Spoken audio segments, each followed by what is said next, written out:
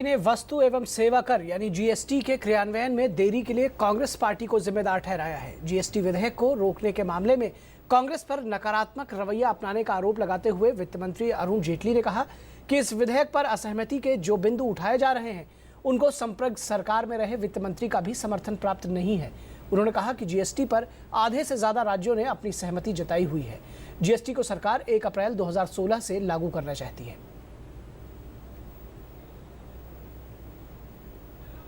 GST विधेयक को रोकने के मामले में कांग्रेस पर विघ्नकारी रवैया अपनाने का आरोप लगाते हुए वित्त मंत्री अरुण जेटली ने कहा कि इस विधेयक पर असहमति के जो बिंदु उठाए जा रहे हैं वो यूपीए सरकार में वित्त मंत्री रहे पी चिदम्बरम और प्रणब मुखर्जी द्वारा पेश किए गए विधेयक में भी यही प्रावधान थे जो एनडीए के वर्तमान विधेयक में है। वित्त मंत्री ने कहा कि कांग्रेस राजनीतिक कारणों से सरकार से परेशान हो सकती है, लेकिन उसे गहराई से ये आत्मविश्लेषण करना चाहिए कि उसकी नकारात्मक सोच और विघ्नकारी रवैये से देश और देश की अर्थव्यवस्था को नुकसान होगा। वित्त मंत्री ने कहा कि कांग्रेस राजनीतिक कारणों से सरकार से परेशान हो सकती है, लेकिन उसे गहराई से ये आत्मविश्लेषण करना चाहिए कि उसकी नकारात्मक सोच और विघ्नकारी रवैये से देश और देश की अर्थव्यवस्था को नुकसान होगा। कांग्रेस द्वारा असहमति के संबंध में सामने रखे गए 8 मामलों को बिंदुवार खारिज करते हुए उन्होंने कहा कि वर्तमान सरकार ने यूपीए सरकार द्वारा स्वीकारे गए जीएसटी विधेयक में कोई महत्वपूर्ण बदलाव नहीं किया है और इसका कांग्रेस शासित प्रदेशों द्वारा भी समर्थन किया गया है।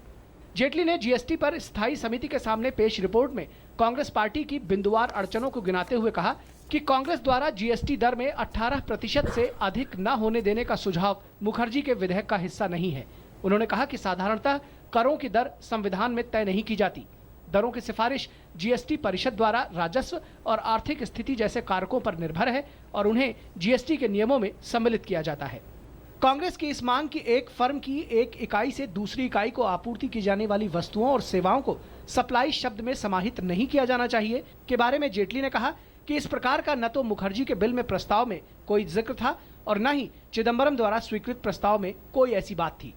उन्होंने कहा कि कांग्रेस के दूसरे प्रस्ताव की बिना विधेयक वाले राज्य या केंद्र शासित प्रदेश जिनकी जनसंख्या 20 लाख से अधिक नहीं है जैसे राज्यों को विशेष दर्जा दिया जाना चाहिए, लेकिन इसका जिक्र भी मुखर्जी या चिदम्बरम ने अपने विधेयक में कभी भी नहीं किया। उन्होंने कहा कि कांग्रेस के दूसरे प्रस्ताव कि बिना विधायिका वाले राज्य या केंद्र शासित प्रदेश जिनकी जनसंख्या 20 लाख से अधिक नहीं है जैसे राज्यों को विशेष दर्जा दिया जाना चाहिए, लेकिन इसका जिक्र भी मुखर्जी या चिदम्बरम ने अपने विधेयक में कभी भी नहीं किया। कांग्रेस गोवा को जीएसटी के मामले में विशेष श्रेणी में रखना चाहती है, लेकिन गोवा देश में सर्वाधिक प्रति व्यक्ति आय वाला राज्य है। कांग्रेस की इस मांग के संशोधन विधेयक में जो तरजीह पेट्रोल को दी गई है वही बिजली, तंबाकू पदार्थों और मानव उपभोग के अल्कोहल को भी दी जानी चाहिए के बारे में वित्त मंत्री ने कहा कि यह प्रस्ताव कांग्रेस के किसी भी वित्त मंत्री ने नहीं रखा था। कांग्रेस के इस प्रस्ताव को नकारते हुए कि जीएसटी परिषद में राज्यों के मताधिकार का प्रतिनिधित्व 2/3 से बढ़ाकर 3/4 कर दिया जाए के बारे में उन्होंने कहा कि इससे केंद्र का मताधिकार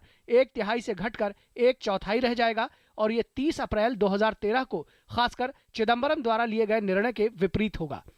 1 अप्रैल 2016 से जीएसटी के लागू होने के लिए संसद को मौजूदा मॉनसून सत्र में संविधान संशोधन विधेयक को मंजूरी देनी होगी, जिसके बाद 30 राज्यों में से आधे को इसे मंजूरी देनी होगी। हालांकि ललित मोदी विवाद और व्यापम घोटाले के मुद्दे पर हंगामे के चलते 2 सप्ताह से संसद का कामकाज बार-बार ठप होता रहा है।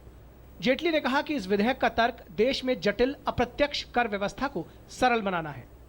Bureau report, DD news.